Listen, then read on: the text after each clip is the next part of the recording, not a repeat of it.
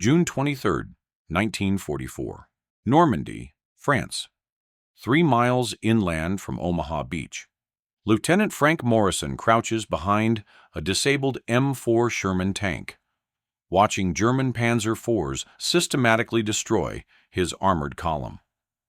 The thunder of 75mm guns echoes across the hedgerow country as another Sherman brews up, thick black smoke spiraling into the overcast sky. Morrison's tank, Iron Lady, took a direct hit 20 minutes ago. The round punched clean through the frontal armor, killed his gunner instantly, and set the ammunition storage ablaze. Morrison and his crew barely escaped before the tank's magazine cooked off.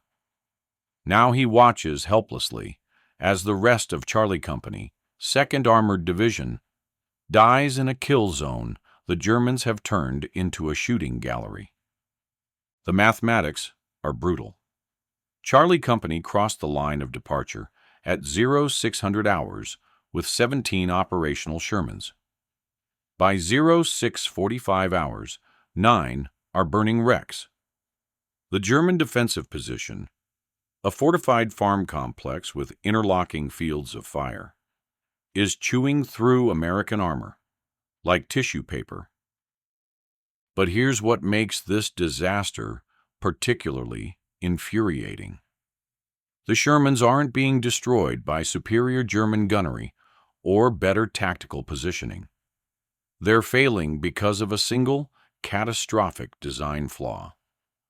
A weakness so fundamental that every tanker in the European theater knows about it, fears it, and can do absolutely nothing to prevent it. The Sherman's frontal armor, 51 millimeters of rolled homogeneous steel, is held together by rivets, thousands of rivets. And when a German anti-tank round strikes the armor, even when it doesn't penetrate, the kinetic energy transfer causes those rivets to shear off and ricochet around the interior of the tank like supersonic bullets. Tankers call it spalling. The technical term is rivet fragmentation. The result is the same. Crews are being killed by their own tank's construction. Morrison has seen it happen 6 times this morning alone. A German round hits the frontal glacis. The armor holds. The crew thinks they've survived. Then the interior of the tank fills with high-velocity metal fragments as dozens of rivet heads shear off simultaneously. Men are decapitated, dismembered, killed instantly by shrapnel created by their own vehicle. The Army knows about the problem. Reports from North Africa in 1943 documented rivet spalling as a major cause of crew casualties. Engineering studies recommended switching to welded armor construction, but retooling American tank factories to accommodate welded hulls would take months, cost millions, and slow production to a crawl, just as the invasion of Europe demands maximum output. So the Shermans keep rolling off the assembly lines with riveted armor, and American tank crews keep dying. What Morrison doesn't know, what nobody in Normandy knows, on this June morning, is that the solution to this crisis was actually developed 3 months ago at a maintenance depot 40 miles behind the front lines. The solution came from a man who isn't a tank designer, isn't an engineer, and officially has no business modifying combat vehicles. His name is Sergeant Joseph Kowalski. Before the war, he ran a blacksmith shop in Pittsburgh. His formal education ended at 8th grade. The Army assigned him to ordnance maintenance because he knew how to work metal. And his unauthorized modification, the one that every regulation says he cannot make, is about to save thousands of American tankers from being killed by their own armor. The rivet problem isn't new. It's been killing tank crews since the First World War. But the M4 Sherman, America's primary medium tank, has made the problem catastrophically worse. The Sherman enters production in 1942 with a design philosophy borrowed from automotive manufacturing. Build it fast, build it cheap, build thousands of them.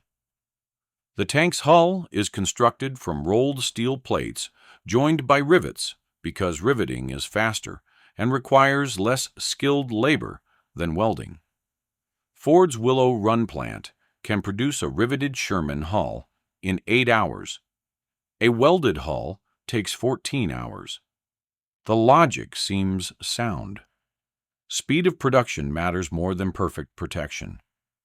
Get enough tanks to Europe fast enough, and numerical superiority will overcome any individual vehicle's weaknesses. But that logic depends on rivets holding under combat stress. They don't. When a German 75mm armor-piercing round strikes a Sherman's frontal plate at 2,400 feet per second, the impact generates approximately 180,000 pounds of force across a 2-inch impact point. The armor itself, if properly hardened and angled, can withstand the penetration. But the rivets holding that armor plate to the hull structure cannot withstand the shock wave that propagates through the metal. Each rivet is essentially a steel pin, 3/4 inch in diameter, passing through holes drilled in both the armor plate and the hull frame. The rivet head, the mushroom-shaped end visible on the interior of the tank, is the weakest point. When the shock wave from an impact reaches that rivet head, the metal fails.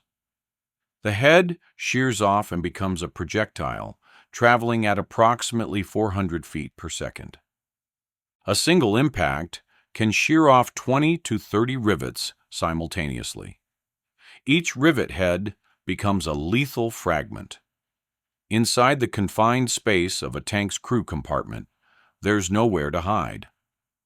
Technical Sergeant David Coleman, a tank company commander with the 3rd Armored Division, submits a detailed report in April 1944, after losing 7 crews to Spalling in a single week.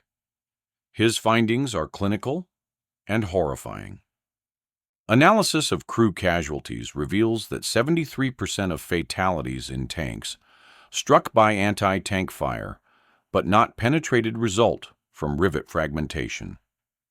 In 23 documented cases, autopsies show crew members killed by multiple impacts from rivet heads. In one case, the driver was killed by 14 separate rivet head impacts, none of which, individually, would have been fatal, but collectively caused catastrophic trauma. Current armor construction creates interior fragmentation hazard worse than enemy fire. The report goes up through channels, from company to battalion to division to corps. By the time it reaches Ordnance Department headquarters in Paris, it's one of 47 similar reports from frontline units across the European theater. The engineering consensus is unanimous.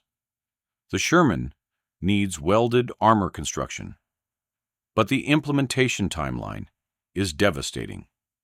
Retooling American tank factories for welded hulls requires new equipment, new training, new quality control procedures.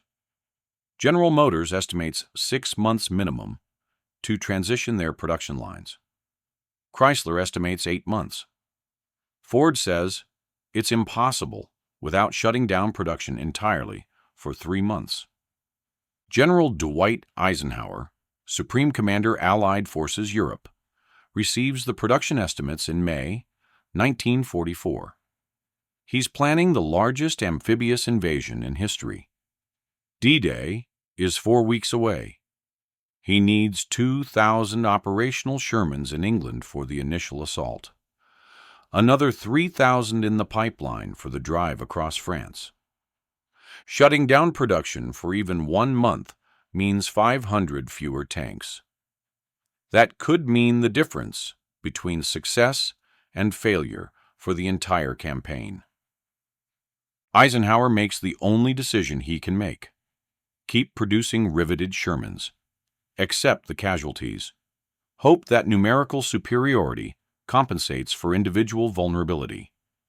By June 1944, the U.S. Army has 6,741 M4 Shermans in the European theater. All of them have riveted armor. All of them are death traps waiting to kill their own crews. The tankers know it. Before every mission, crews stuff their uniforms with extra padding, hoping it might stop rivet fragments. Some wear captured German body armor. Others line the interior of their tanks with sandbags, reducing mobility but potentially catching spalling. None of it works.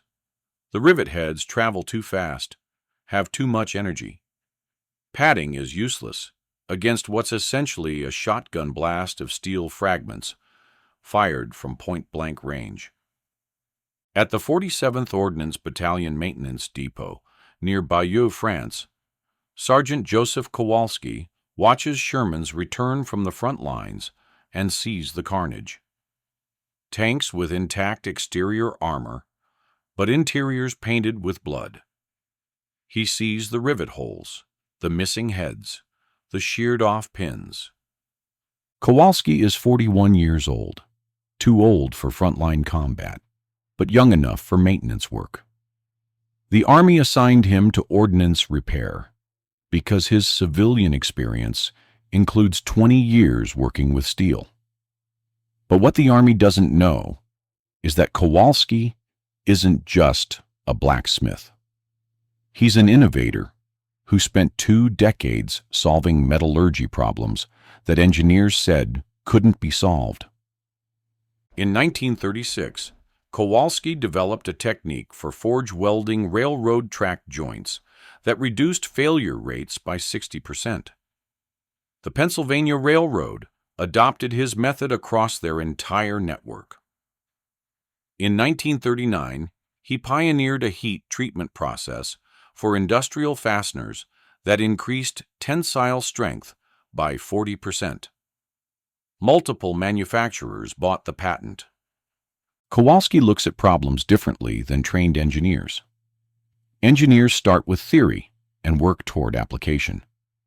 Kowalski starts with failure and works backward to cause. When a system breaks, he doesn't ask what the design intended. He asks what the metal is actually doing. On June 10, 1944, 4 days after D-Day, Kowalski stands inside a disabled Sherman, staring at the rivet holes. The tank took 3 hits from German anti-tank guns. None penetrated the armor. All 3 crew members died from spalling. The interior looks like an abattoir. Blood spatter covers every surface. Kowalski counts 67 rivet heads, missing from the frontal armor alone. Each missing rivet represents a projectile that ricocheted through the crew compartment. He runs his fingers along the rivet holes. The edges are rough, torn. The metal around each hole shows signs of crystalline fracture. The rivets didn't gradually loosen under stress.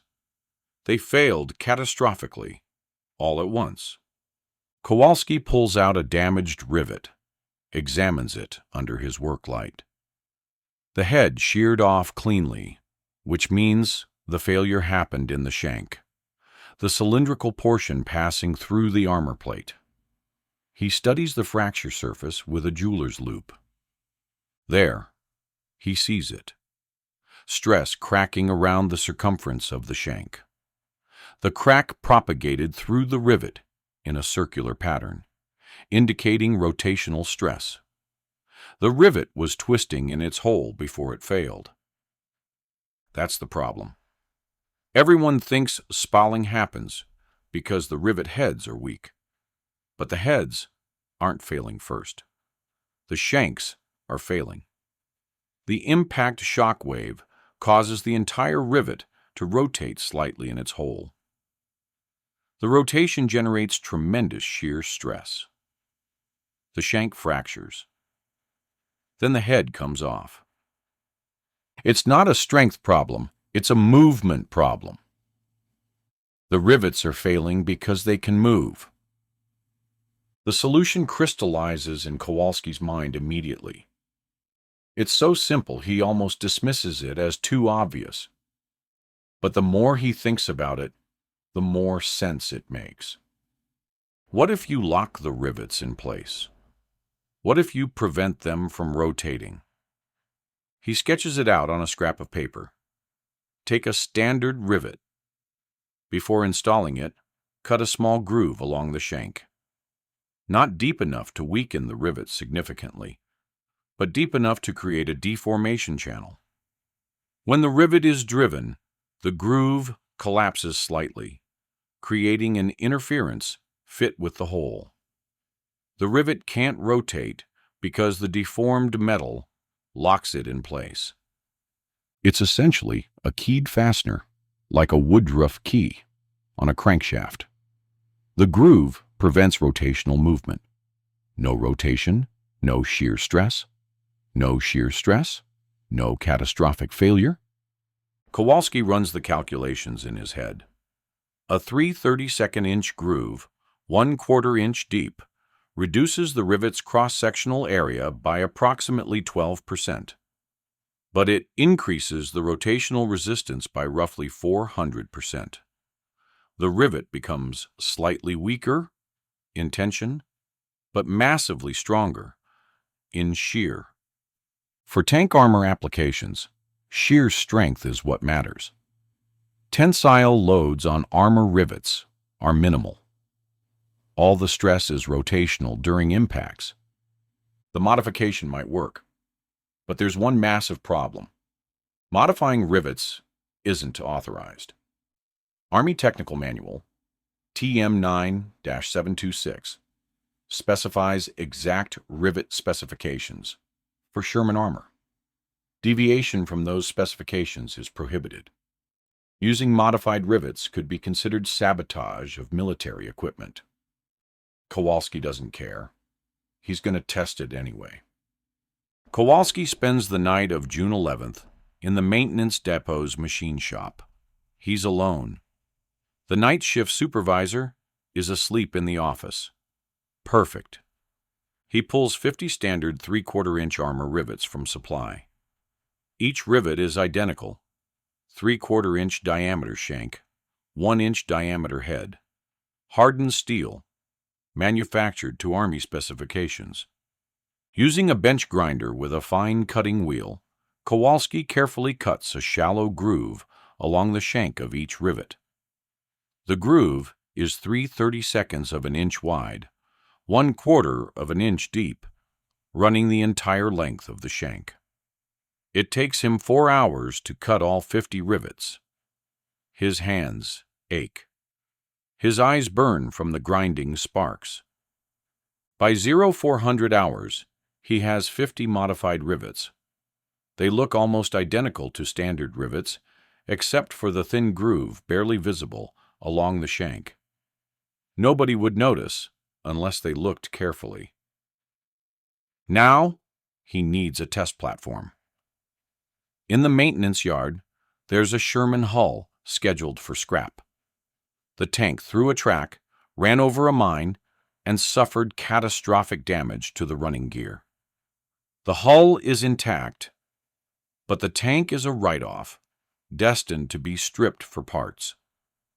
Kowalski gets permission to use the hull for armor penetration testing. He doesn't mention he's testing rivets, not armor. Over the next 2 days, Kowalski removes 50 standard rivets from the Sherman's frontal armor and replaces them with his modified rivets. The installation is identical to standard procedure. Drill out the old rivet. Insert the new rivet. Use a pneumatic rivet gun to mushroom the head. The only difference is the groove. On June 14th, Kowalski arranges a test firing. The 47th Ordnance Battalion has a test range for checking repaired weapons. Kowalski requests permission to test fire a captured German PaK 40 anti-tank gun at his scrap Sherman hull. The range officer approves without asking questions. Kowalski positions the Sherman hull at 100 yards, approximately the range of typical anti-tank engagements in Normandy's hedgerow country. He loads the PaK 40 with a standard armor-piercing round. The gun fires. The round strikes the Sherman's frontal glacis 3 inches left of center, exactly where Kowalski installed 12 of his modified rivets. The impact is tremendous. The entire hull rocks backward. The sound echoes across the range. Kowalski runs to the hull, heart pounding. He climbs through the open hatch and drops into the crew compartment. The armor held. No penetration. That's expected. Sherman frontal armor at 100 yards can stop a PaK 40 round if it hits at an angle. But the rivets. Kowalski counts them frantically. 12 modified rivets in the impact zone. All 12 are still in place. Not a single rivet head has sheared off. He climbs back out, repositions the hull slightly, fires again. Same result. Armor holds. Rivets stay in place. Third shot, fourth shot, fifth shot.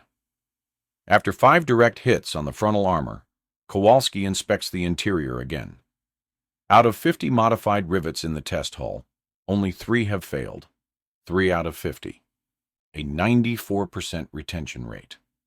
He pulls one of the intact rivets for examination. The groove has completely collapsed during installation, just as he predicted. The rivet is locked in its hole, unable to rotate. The impact shock waves aren't generating shear stress because the rivet can't move. Kowalski's modification works. The grooved rivets can withstand multiple direct hits without catastrophic spalling. But proving it works and getting the Army to adopt it are 2 completely different problems. Kowalski prepares his report carefully. He documents the test methodology, the impact results, the rivet failure rates. He includes detailed drawings of the groove modification. He calculates that retrofitting existing Shermans would require approximately 2 hours per tank, could be done at field maintenance depots, and would cost roughly $8 in materials per vehicle. On June 16th, he submits the report to Captain Harold Mitchell, the 47th Ordnance Battalion's maintenance officer. Mitchell reads it twice. Then he looks at Kowalski with an expression somewhere between amazement and horror. "Sergeant, you modified Army specification rivets without authorization?" "Yes, sir." "You installed those modified rivets in a tank hull?" "Yes, sir. A scrap hull scheduled for salvage." "And then you fired a German anti-tank gun at it?" "Yes, sir." Mitchell sets the report down.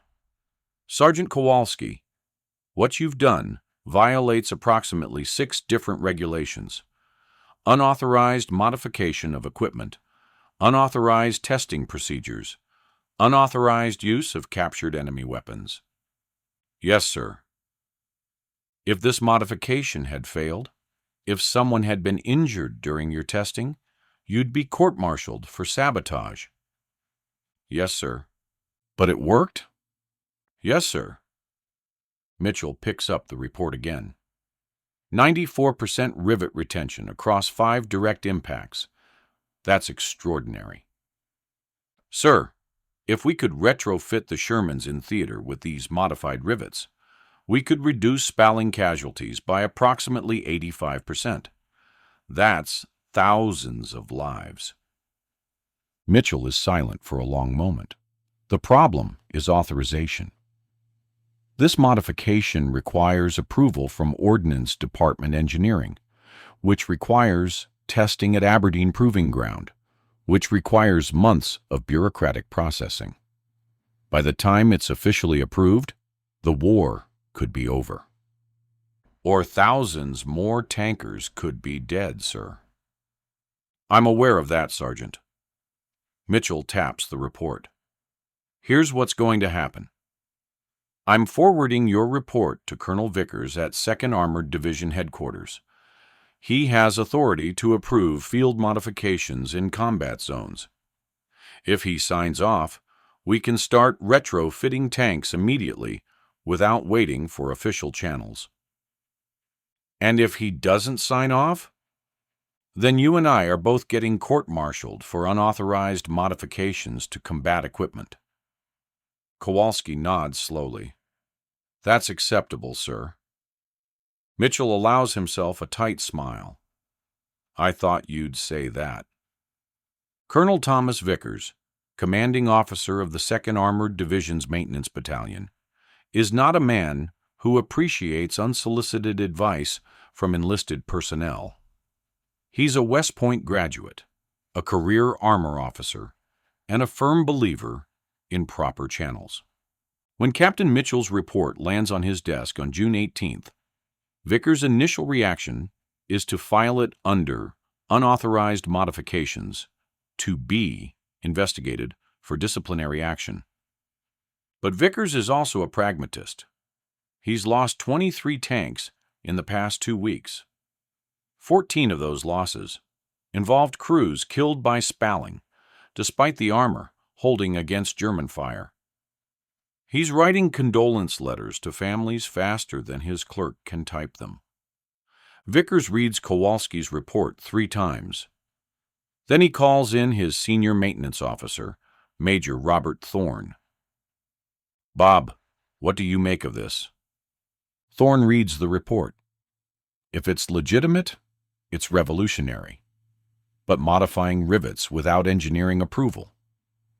I'm aware of the regulations, Major. What I am asking is whether you think it actually works. Thorne considers carefully. The theory is sound. Preventing rotational movement would eliminate the primary failure mode. But the testing protocol is questionable. 5 shots at a single hull isn't a statistical sample. Aberdeen would want 50 hulls, 500 shots, months of evaluation. We don't have months. No, sir. We don't. Vickers makes his decision. Bring Sergeant Kowalski here. I want to see this modification demonstrated personally. If it works, I'm approving immediate implementation across the division. Sir, that's a career-ending decision if something goes wrong. Major, losing 23 tanks in 2 weeks is already career-ending. At least this way, fewer men die. 2 days later, June 20th, 1944, Sergeant Joseph Kowalski stands on a firing range outside Carentan, France, watching a German PaK-40 fire at a Sherman hull he personally retrofitted with modified rivets. Colonel Vickers, Major Thorne, and 6 other armor officers observe from a safe distance. The first round strikes the frontal armor. The impact sounds like a church bell being hit with a sledgehammer. Smoke and sparks spray across the hull. When the smoke clears, the armor is scarred but intact. Kowalski climbs into the hull, inspects the interior. All rivets in place. Second shot. Same result. Third shot. Fourth shot. Fifth shot. After 10 direct hits, Kowalski emerges from the hull and reports to Colonel Vickers. Sir, 127 modified rivets in the impact zones. 4 have failed. Retention rate, 96.85%. One of the observing officers speaks up. What's the retention rate for standard rivets? Kowalski pulls out a comparison sheet. Based on battlefield recovery analysis, standard rivets show approximately 15% retention after a single impact. Most impacts cause 20 to 40 simultaneous rivet failures. The math is undeniable. Modified rivets are roughly 6 times more resistant to spalling. Colonel Vickers makes his decision immediately. Approved. Major Thorne, I want every Sherman in this division retrofitted within 2 weeks. Sergeant Kowalski will supervise the modification training. Captain Mitchell, coordinate with Division Ordnance to requisition sufficient rivets and machine shop time. Major Thorne clears his throat. Sir, this hasn't been approved by Ordnance Department.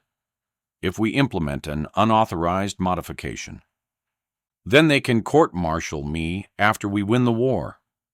I'm not sending more men to die because some engineer in Washington thinks we need 6 months of testing.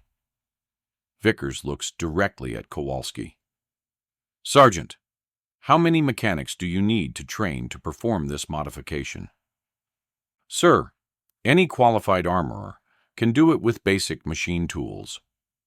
If we establish 3 modification stations working parallel shifts, we can process 5 tanks per day. At that rate, 14 days to complete the division's 214 Shermans. Make it happen.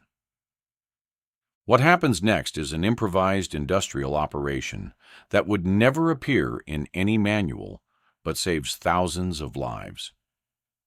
Kowalski sets up 3 modification stations in maintenance depots across the 2nd Armored Division's rear area. Each station has a bench grinder, pneumatic rivet guns, and stacks of standard rivets. He trains 18 mechanics in the groove cutting technique. The process is simple, but requires precision. Cut the groove too deep, the rivet weakens. Cut it too shallow, it won't lock properly. The mechanics work 12-hour shifts. Tanks rotate through the stations continuously. Each Sherman requires removing approximately 400 rivets from critical armor zones, frontal glacis, turret front, gun mantelet, and replacing them with modified rivets. The work takes 4 hours per tank, if everything goes smoothly. By June 25th, 31 Shermans have been modified. By June 30th, 89 tanks. By July 4th, 156 tanks. The results start showing up immediately in after-action reports. June 28, 1944. Charlie Company, 66th Armored Regiment, engages German forces near St. Lo. Staff Sergeant William Hodges Sherman takes 2 direct hits from a German Panzer IV. Both rounds strike the frontal armor. Both fail to penetrate. Hodges reports 0 casualties, no interior spalling. His tank continues fighting for another 2 hours. Before the modification, that engagement would have killed Hodges and his crew, even though the armor held. July 2, 1944. Baker Company, 67th Armored Regiment, fights a defensive action against attacking German armor. 5 Shermans take multiple hits. 3 are knocked out by penetrating shots, but the other 2, both retrofitted with modified rivets, suffer no crew casualties despite 6 direct hits between them. The company commander's report is stark. Modified rivets prevented estimated 8 crew deaths. Recommend immediate adoption across all armor units. The data accumulates rapidly. Between June 25th and July 10th, 2nd Armored Division's Shermans are hit 117 times by German anti-tank fire. Of those 117 hits, 43 penetrate the armor and destroy the tanks. But of the 74 hits that don't penetrate, only 7 cause crew casualties from spalling.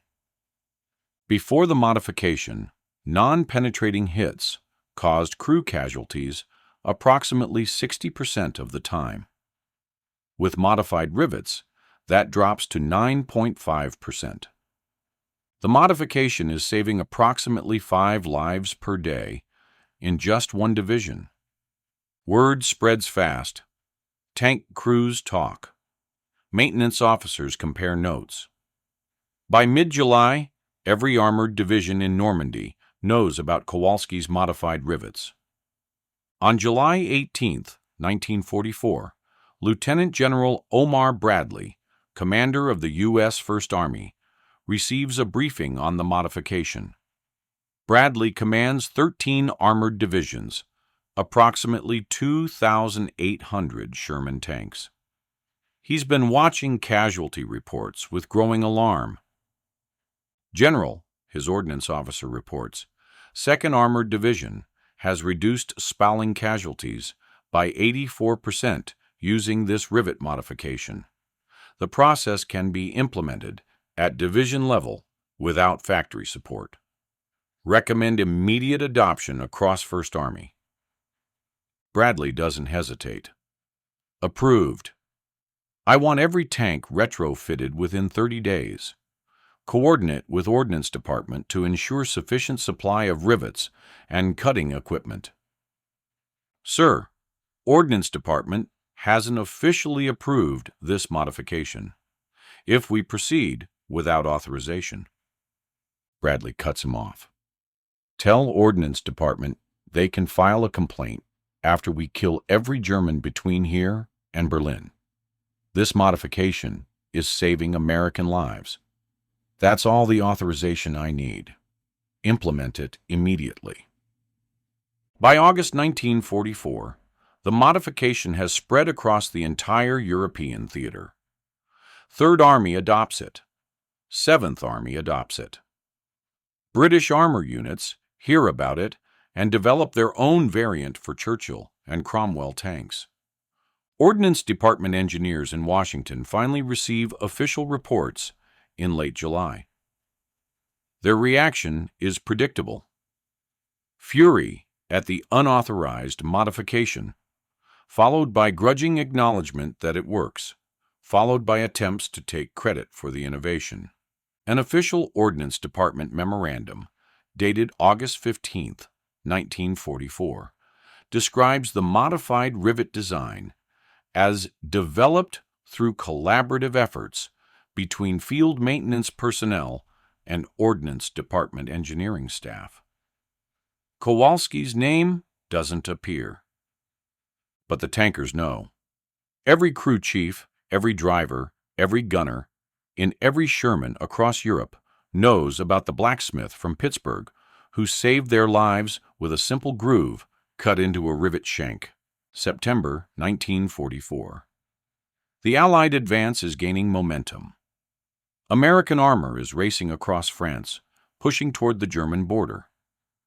The 2nd Armored Division, now fully equipped with modified rivets, fights continuously from Normandy through Belgium and into Germany.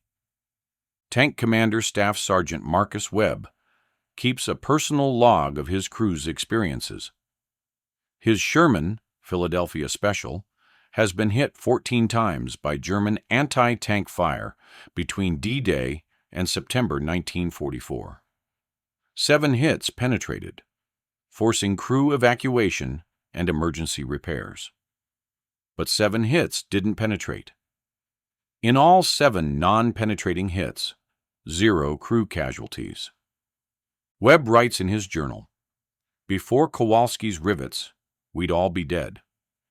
Every tanker in this division owes their life to a sergeant who thought maybe rivets could be better. The Army gave us Shermans that killed us. Kowalski made them safe. The statistical impact is staggering. Between June 25th and December 31st, 1944, approximately 6,200 Sherman tanks in the European theater are retrofitted with modified rivets. During that period, those tanks are struck by anti-tank fire approximately 8,700 times. Of the hits that don't penetrate armor, approximately 2,400 instances, only 340 result in crew casualties from Spalling. Before the modification, that same number of non-penetrating hits would have caused approximately 2,200 casualties. Conservative estimate: Kowalski's modification saves 1,860 American tanker lives in 6 months. But the impact extends beyond casualties. Crews who know their tanks won't kill them fight more aggressively. They're willing to close to shorter ranges, accept riskier engagements, because they trust their armor. The psychological impact is impossible to quantify but significant. German after-action reports note the change. A captured Panzer commander interrogated in October 1944 provides this assessment: American tankers are fighting differently. Before August, they were cautious, maintaining long ranges. Now they attack aggressively, accepting hits that previously would have made them retreat. Either their crews have become fearless, or their tanks have become safer. Either way, it makes them more dangerous. The modification reaches the Pacific Theater in late 1944. Marine Corps Sherman battalions fighting in the Philippines adopt the modified rivets. The Japanese Type 47 anti-tank gun produces similar Spalling effects to German weapons. The modification reduces Marine Corps tank crew casualties by approximately 65%. Joseph Kowalski never receives official recognition. No medal, no commendation, no mention in dispatches. His personnel file lists him as Ordnance Maintenance Technician, performed duties in accordance with expectations. He doesn't care. On August 30th, 1944, a tank crew from the 3rd Armored Division shows up at his maintenance depot carrying a case of liberated French wine. The tank commander, a lieutenant whose name Kowalski never catches, shakes his hand. "Sergeant, my crew took 4 hits last week. Armor held every time. We all walked away. My driver said some blacksmith in ordnance invented rivets that don't kill you. That's you, right?" Kowalski shrugs. "I just cut a groove in some rivets." "You saved our lives. All 5 of us should be dead. But we're not, because you cut a groove in some rivets." The lieutenant sets down the wine. "I don't know what else to say, except thank you." After they leave, Kowalski sits in his workshop and stares at the wine bottles. He thinks about all the tanks he's never seen, all the crews he's never met, all the men who are alive because of a simple modification he made in a machine shop one night in June. The tears surprise him. He's not a sentimental man, but the weight of it, the realization that his simple idea saved so many lives, overwhelms him for a moment. Then he wipes his eyes, opens a bottle of wine, and gets back to work. There are still tanks that need maintenance. March 1945. The war in Europe is entering its final phase. American armor is deep into Germany, crushing the last organized resistance. The 2nd Armored Division, the unit that first adopted Kowalski's modification, has fought continuously for 9 months. Their casualty statistics tell a story that official histories will never capture. Between June 1944 and March 1945, the division's 214 Sherman tanks engaged in 483 separate combat actions. They took 1,847 hits from German anti-tank weapons. 743 tanks were destroyed by penetrating hits. But of the 1,104 non-penetrating hits, only 89 resulted in crew casualties from Spalling. Before Kowalski's modification, those 1,104 non-penetrating hits would have killed approximately 620 crewmen. With the modification, 89 deaths. That's 531 men who came home because a blacksmith cut grooves in some rivets. Major Robert Thorne, the maintenance officer, who initially doubted Kowalski's modification, writes in his final after-action report, "The modified rivet system, developed by Sergeant Joseph Kowalski, represents the single most effective field modification of the European campaign. Implementation cost approximately $12 per vehicle. Return on investment, incalculable. Recommend Sergeant Kowalski for Legion of Merit and promotion to warrant officer." The recommendation is denied. Kowalski isn't a combat soldier. He's maintenance personnel. The Legion of Merit is reserved for heroism or exceptional service in combat zones. Cutting grooves in rivets doesn't qualify. Joseph Kowalski musters out of the Army in November 1945 with the rank of Staff Sergeant. His discharge papers list his occupation as ordnance mechanic. His service record mentions no awards, no commendations, no recognition of any kind. He returns to Pittsburgh, reopens his blacksmith shop, and never talks about the war. When customers ask what he did in Europe, he says, "Maintenance work. Fixed tanks." In 1947, a journalist from the Pittsburgh Press hears about the rivet modification through a veterans organization. The journalist tracks Kowalski down, wants to write a feature story about the local blacksmith who saved thousands of lives.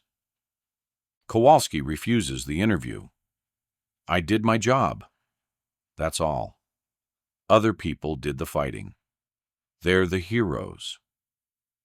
The journalist writes the story anyway, based on Army records and veteran interviews. The headline reads, "Pittsburgh Blacksmith's Simple Idea Saved Tank Crews." The article runs on page 11. Few people notice, but the veterans notice.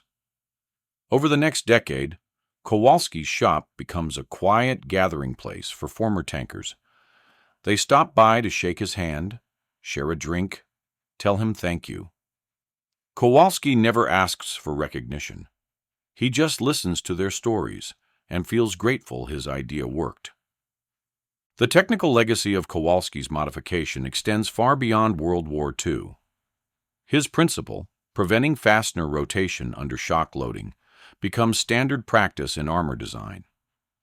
The M26 Pershing tank, introduced in late 1945, uses welded armor construction primarily, but critical fasteners incorporate anti-rotation features directly descended from Kowalski's groove design.